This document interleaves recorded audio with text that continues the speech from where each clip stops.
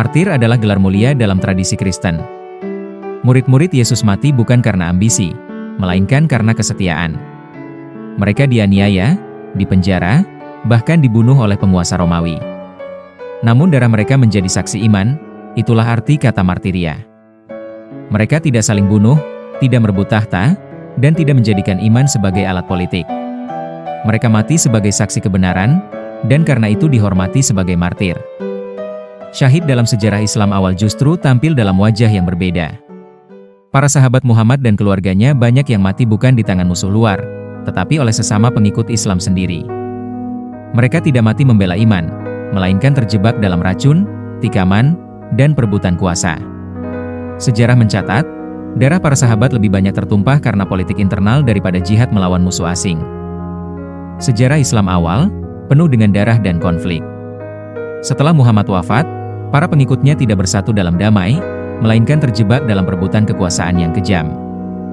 Pola yang terlihat jelas. Kekuasaan lebih dominan daripada iman dan persaudaraan. Tokoh-tokoh besar Islam awal, yang disebut sahabat Nabi, justru saling tikam, bahkan saling bunuh, demi kekuasaan atau kepemimpinan. Darah sesama muslim jauh lebih banyak tertumpah dibanding perang melawan musuh luar. Mari kita telusuri satu persatu. 1. Nabi Muhammad. Menurut riwayat sahih dalam Sahih Bukhari nomor 4428, Nabi sendiri pernah berkata menjelang wafatnya, "Aku masih merasakan sakit akibat makanan beracun yang aku makan di Khaibar. Dan sekarang saatnya nadiku terputus karenanya." Riwayat ini jelas menyatakan bahwa Muhammad meninggal dengan kondisi tubuh yang masih terpengaruh racun. Racun itu berasal dari seorang perempuan Yahudi di Khaibar, bernama Zainab binti Al-Harith, yang menghadiahkan seekor kambing panggang beracun kepada Nabi. Menurut penjelasan ulama hadis, Zainab bermaksud menguji kerasulan Muhammad. Bila ia benar Nabi, maka racun tidak akan berpengaruh. Bila bukan, maka ia akan mati. Nabi memang selamat seketika itu, tetapi racun tetap meninggalkan bekas yang terus melemahkan tubuhnya hingga akhirnya ia wafat. Dengan demikian, pendiri Islam meninggal dengan jejak racun yang membekas di tubuhnya. Di bulan Rabiul Awal, beliau pun sakit. Sakit yang terakhir yang akhirnya mengantarkan beliau kepada kematian. Sakit tersebut dijelaskan oleh para ulama disebabkan karena racun yang pernah dimakan oleh Nabi SAW tatkala perang Khaibar. Sebagaimana kita ketahui, tatkala dalam perang Khaibar pada tahun 7 Hijriah, Rasulullah SAW diberi hadiah oleh seorang wanita Yahudiyah, dan Rasulullah SAW berhusnudzan kepada wanita tersebut, kasih kambing, dihadiahkan kepada Nabi, dan kita tahu makanan ahlul kitab halal dimakan. Ternyata wanita Yahudi tadi memberi racun di kambing tersebut, terutama di zira', di bagian paha kambing yang paling disukai oleh Nabi SAW. Dia taruh racun banyak-banyak di situ. Akhirnya Nabi SAW makan dengan bersebagian para sahabat. Para sahabat makan dan Nabi juga sempat makan. Waktu Nabi sempat makan, tahu-tahu kambingnya berbicara, "Ini masmumah, saya beracun." 2. Fatimah binti Muhammad. Putri Nabi yang paling dicintai ini wafat 6 bulan setelah ayahnya. Fakta mengejutkan, para ustadz selama ini berusaha menutupi dengan menyebarkan berita bohong bahwa Fatimah wafat karena sakit. Faktanya adalah, dia dibunuh dengan sadis dan kejam, yaitu dengan cara dipukuli dan injak-injak oleh kelompok Abu Bakar, juga termasuk Umar. Di mana mereka adalah sesepuh atau khalifah kebanggaan dan dipuja kaum Sunni. Pembunuhan ini dilakukan akibat kekuasaan yang ingin mengambil alih kepemimpinan yang telah diserahkan Muhammad kepada Ali suami Fatimah. Tindakan ini terjadi saat para sahabat mencari Ali bin Abi Thalib, yang saat itu enggan membayat Abu Bakar sebagai khalifah. Mari kita dengar pernyataan Profesor Dr. Kiai Haji Buya Syakur MA. Rencana dari sekelompok mereka akan membunuh Sayyidina Ali. Digedor pintunya, dihalang-halangi oleh istrinya Sayyidina Ali. Siapa namanya? Fatimah. Siti Fatimah. Ditahan, didobrak, sampai akhirnya lepaslah gandelnya, dan Siti Fatimah ada di balik pintu, digencet sama pintu sampai mati, diinjak-injak semuanya dalam keadaan yang sangat genting sekali. perpecahan di antara mereka itu mengerikan. Kayak kita sini kayak zaman Gestapo dulu lah. Ya, mengerikan sekali.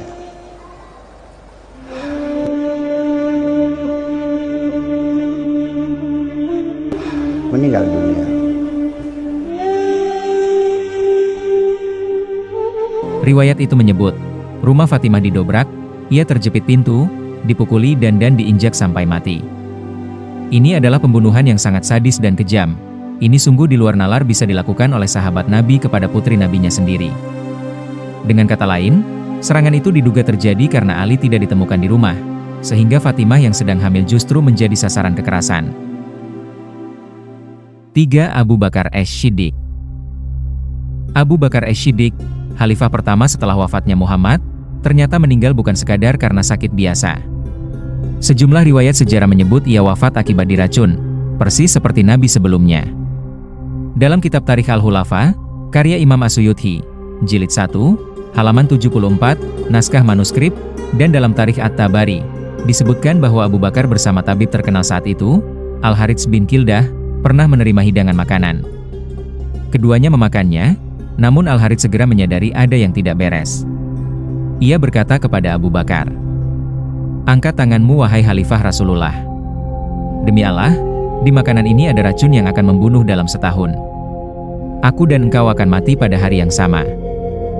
Mendengar itu, Abu Bakar pun berhenti memakannya. Namun kerusakan sudah terjadi. Sejak saat itu, keduanya terus menderita sakit yang tak kunjung reda, hingga benar-benar wafat pada hari yang sama, tepat setahun setelah kejadian itu. Imam As-Suyuti menegaskan kembali kisah ini dengan mengutip pernyataan ulama besar, Asy-Syafi'i. Dalam riwayat yang dibawakan oleh Al-Hakim, Asy-Syafi'i berkata, "Apa yang bisa kita harapkan dari dunia yang hina ini? Rasulullah telah diracun, demikian pula Abu Bakar."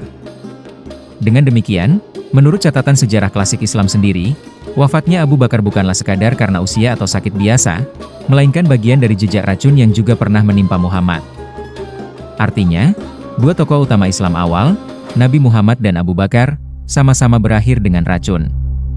Ini menegaskan bahwa sejak awal, dinamika politik dan intrik kekuasaan di sekitar Nabi dan para sahabatnya penuh dengan bahaya dan konspirasi. Anhu. Dia meninggal setelah 2 tahun memerintah sebagai khalifah pertama umat Islam. Dalam buku berjudul, Kisah Hidup Abu Bakar Al-Siddiq, Mustafa Murrad disebutkan, Abu Bakar meninggal setelah sebelumnya jatuh sakit. Menurut sebuah riwayat, beliau sakit setelah memakan makanan yang mengandung racun. Ibn Syihab menceritakan bahwa Abu Bakar dan Al-Harits ibn Kildah memakan kazirah, sejenis makanan yang dimasak yang mengandung potongan daging, yang dihadiahkan kepada Abu Bakar. Saat menyadari makanan itu mengandung racun, Al-Harits memperingatkan Abu Bakar, "Angkat tanganmu dari makanan itu, wahai Khalifah Rasulullah. Demi Allah, makanan ini mengandung racun yang ganas. Aku dan engkau akan meninggal pada saat yang sama," kata Al-Harits kepada Abu Bakar. Abu Bakar pun mengangkat tangannya dari makanan itu. Mereka lalu jatuh sakit hingga keduanya wafat pada hari yang sama di penghujung tahun itu. 4. Umar bin Khattab. Khalifah kedua, Umar bin Khattab, wafat dengan cara yang tragis. Menurut riwayat sahih dalam Sahih Bukhari, hadis nomor 3700, ia ditikam oleh seorang budak Persia bernama Abu Luluah al-Majusi ketika sedang memimpin salat subuh di masjid. Pisau yang dipakai disebut beracun dan memiliki 2 mata, sehingga setiap tusukan menimbulkan luka dalam yang sulit diselamatkan. Ironisnya, Umar, sosok yang dikenang sebagai panglima besar Islam, penakluk Bizantium dan Persia, tidak mati di medan perang, melainkan di tengah jamaah salat, roboh oleh tangan seorang budak yang sakit hati. Menurut catatan sejarah, Abu Luluah merasa terzalimi oleh kebijakan pajak yang diterapkan Umar terhadap kaum non-Arab di bawah kekuasaan Islam. Kebencian itu akhirnya membawanya pada tindakan nekat yang mengakhiri hidup khalifah kedua ini. Riwayat lain menyebut, setelah menikam Umar, Abu Luluah berusaha melarikan diri sambil melukai banyak orang di sekitarnya, sebelum akhirnya ia bunuh diri. Dengan demikian, wafatnya Umar memperlihatkan sisi lain dari politik ekspansi awal Islam, kebencian dan perlawanan dari kalangan non-Arab yang merasa tertindas. Tapi ternyata ada satu orang dendam kesumat sakit hati, ditikamnya lah Sayyidina Umar pada tanggal 24 Zulhijjah hari Rabu, saat rakaat pertama sholat. Ditikam. 5. Utsman bin Affan. Khalifah ketiga, Utsman bin Affan, justru wafat dengan cara yang sangat tragis di rumahnya sendiri. Menurut catatan Al-Tabari dalam Tarikh Al-Rusul wa Al-Muluk, Utsman dikepung oleh kelompok pemberontak yang marah atas kebijakannya. Tuduhan utama yang dialamatkan kepadanya adalah nepotisme. Utsman dianggap terlalu banyak mengangkat kerabat-kerabatnya dari Bani Umayyah sebagai pejabat dan gubernur di berbagai wilayah kekuasaan Islam. Kebijakan itu menimbulkan kecemburuan dan amarah dari kalangan lain, sehingga gelombang oposisi terus membesar. Pengepungan rumah Utsman berlangsung berminggu-minggu. Para sahabat senior pun berbeda pendapat, sebagian mendukungnya, sebagian lain justru diam. Ketika situasi semakin kacau, rumahnya akhirnya diserbu. Menurut riwayat, Utsman tetap memilih menenangkan diri dengan membaca Al-Quran. Saat itulah ia dibunuh, dan darahnya menodai mushaf yang sedang ia baca. Riwayat menyebut noda darah itu jatuh pada ayat, "Maka Allah akan mencukupimu dari mereka. Dan Dia Maha mendengar lagi Maha mengetahui." Al-Baqarah ayat 137. Kematian Utsman menjadi titik balik penting. Ia adalah khalifah pertama yang wafat karena pemberontakan internal. Peristiwa ini membuka pintu pada konflik besar dalam Islam, fitnah kubra, yaitu perang saudara pertama antara sesama muslim. Dengan demikian, Utsman bukan roboh di tangan musuh asing, melainkan oleh tangan sesama muslim yang kecewa dengan kepemimpinannya. 6. Ali bin Abi Thalib. Khalifah keempat, Ali bin Abi Thalib, sepupu sekaligus menantu Nabi Muhammad, juga berakhir tragis. Menurut catatan sejarah klasik seperti Tarikh Al-Tabari dan riwayat-riwayat lain, ia dibunuh oleh seorang anggota kelompok Khawarij bernama Abdurrahman bin Muljam. Peristiwa itu terjadi ketika Ali sedang dalam perjalanan menuju Masjid Kufah untuk melaksanakan salat subuh. Ibnu Muljam, yang menyimpan dendam setelah perang Siffin, menebaskan pedang beracun ke arah kepala Ali. Luka parah itu membuat Ali jatuh, dan beberapa hari kemudian ia wafat. Ironisnya, Ali adalah sosok yang berjuang menegakkan Islam sejak awal dakwah Nabi, namun ia justru berakhir di tangan sesama muslim yang menentangnya. Wafatnya Ali menjadi penutup dari 4 khalifah pertama. Semuanya meninggal tidak wajar, racun, tikaman, dan pemberontakan. Kematian Ali juga melahirkan babak baru dalam sejarah Islam, pecahnya perang saudara besar antara kubu pendukung Ali, yang kemudian menjadi cikal bakal Syiah, dan kubu pendukung Muawiyah bin Abi Sufyan, yang kelak melahirkan dinasti Umayyah. Dengan wafatnya Ali, berakhirlah masa yang disebut Khulafaur Rasyidin, namun dimulailah masa dinasti politik dalam Islam. Dan pola yang terlihat jelas, hampir semua tokoh utama wafat dengan cara tragis, racun, tikaman, atau pemberontakan. 7. Hasan bin Ali. Hasan bin Ali, cucu Nabi Muhammad sekaligus putra dari Ali bin Abi Thalib dan Fatimah binti Muhammad, juga mengalami akhir hidup yang tragis. Menurut catatan Al-Tabari dalam Tarikh Al-Rusul wa Al-Muluk dan Ibn Kathir dalam Al-Bidayah wa Al-Nihayah, Hasan wafat karena diracun. Riwayat-riwayat menyebut, racun itu diberikan oleh istrinya sendiri, yang bernama Jadah binti Al-Ash'ad bin Qais. Lebih mengerikan lagi, ia tidak bertindak sendirian. Disebutkan bahwa racun itu diberikan atas perintah Muawiyah bin Abi Sufyan, penguasa yang saat itu ingin memastikan bahwa anaknya, Yazid, bisa naik tahta tanpa ada perlawanan dari keturunan Ali. Al-Hasan pun wafat dengan penuh penderitaan, tubuhnya melemah akibat racun yang dikonsumsi. Tragisnya, cucu Nabi sendiri, darah keturunannya, dikorbankan demi kepentingan politik dinasti. Dengan kematian Hasan, semakin jelas pola yang menghantui keluarga Muhammad. Racun, tikaman, dan konspirasi politik menjadi jalan akhir bagi banyak anggota keluarganya.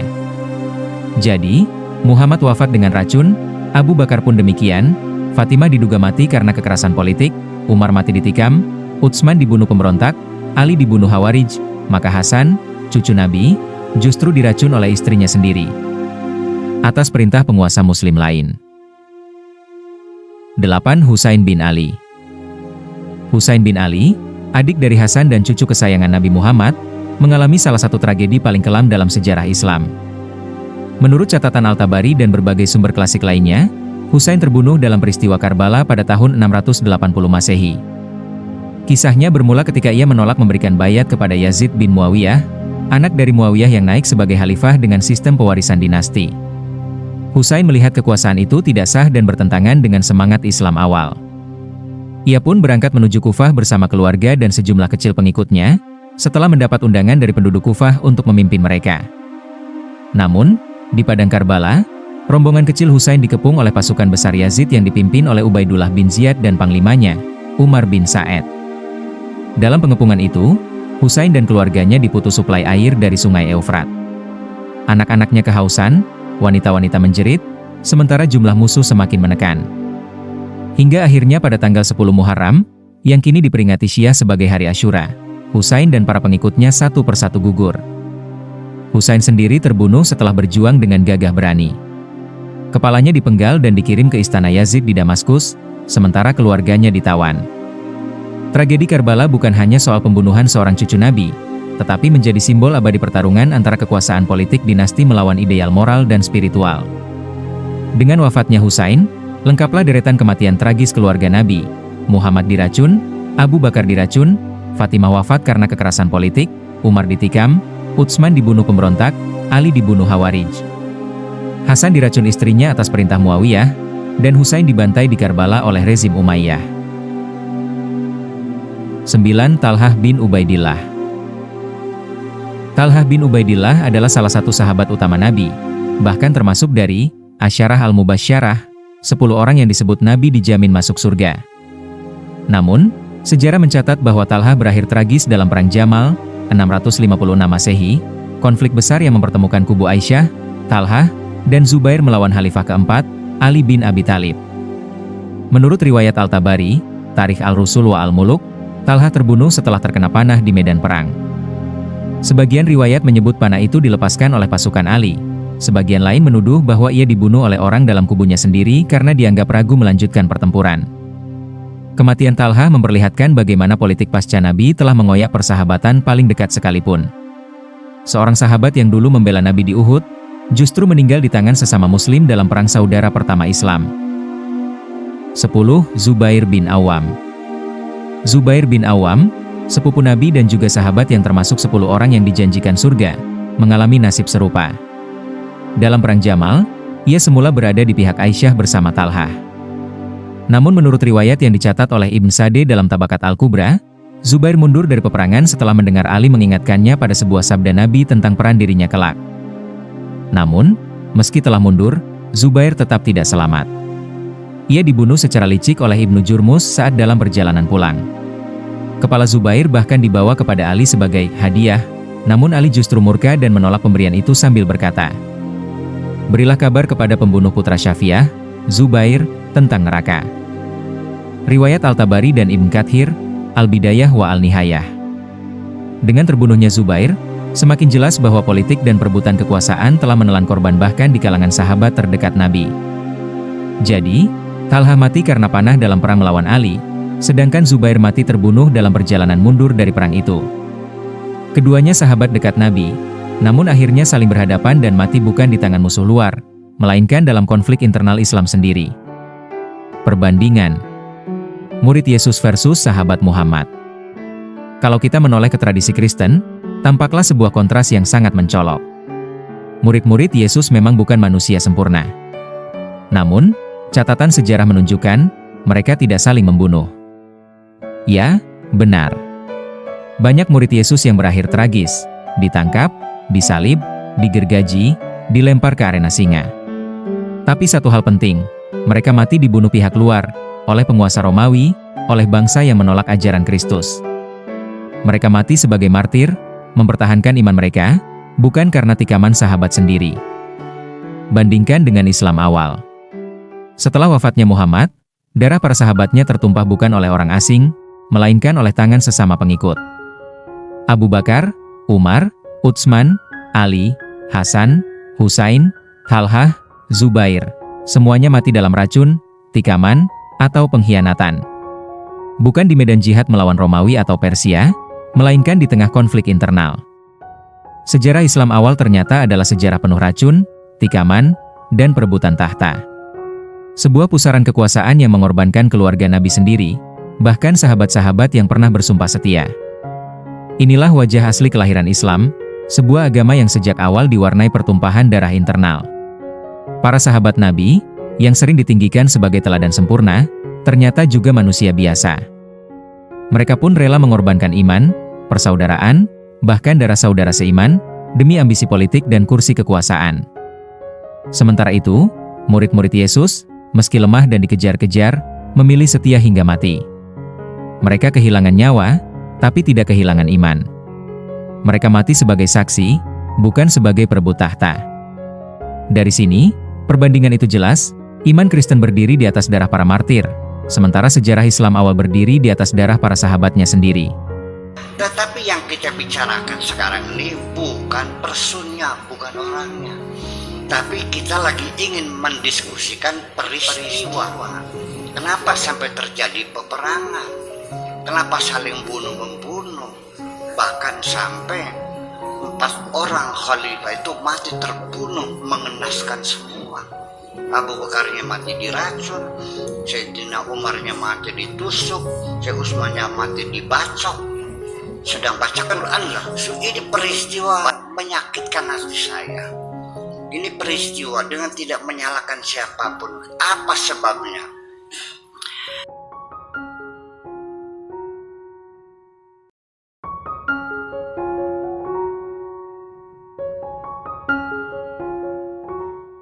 Penegasan.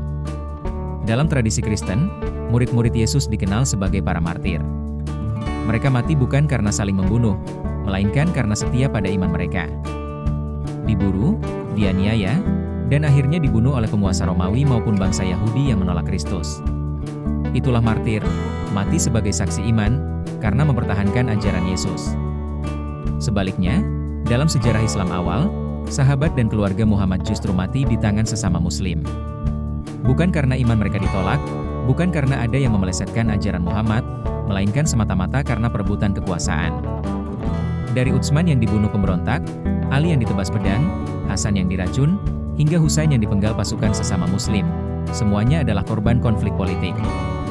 Sekali lagi korban konflik politik bukan akidah, ajaran agama. Lalu muncul pertanyaan besar. Jika dua kubu Muslim saling bunuh, siapa yang disebut syahid? Apakah keduanya syahid?